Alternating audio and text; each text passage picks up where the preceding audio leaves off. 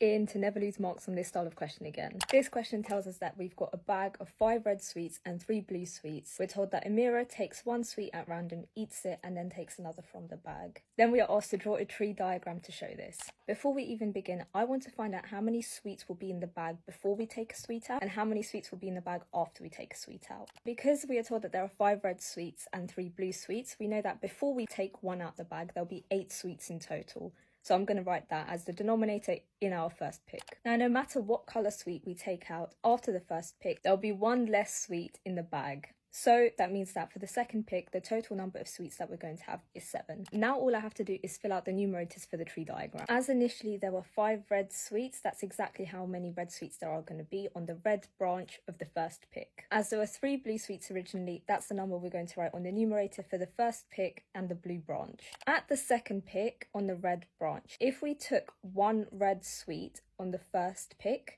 that means that on the second pick, we're going to have 1 less red sweet. So if originally we had 5, now we're going to have 4. But the number of blue sweets does not change, so it's going to be the same, being 3. If we took a blue sweet on our first pick, that means we're going to have 1 less blue sweet on our second pick. So that means that on the blue branch is going to be 2 sevenths. But the number of red sweets hasn't changed, so we're going to keep the same number of red sweets, being 5. For part B of the question, we are asked to find the probability Amira takes 1 red sweet and 1 blue sweet. If she takes 1 red sweet and 1 blue sweet, she could either initially have taken a red sweet and then a blue sweet, or she could have taken a blue sweet and then a red sweet.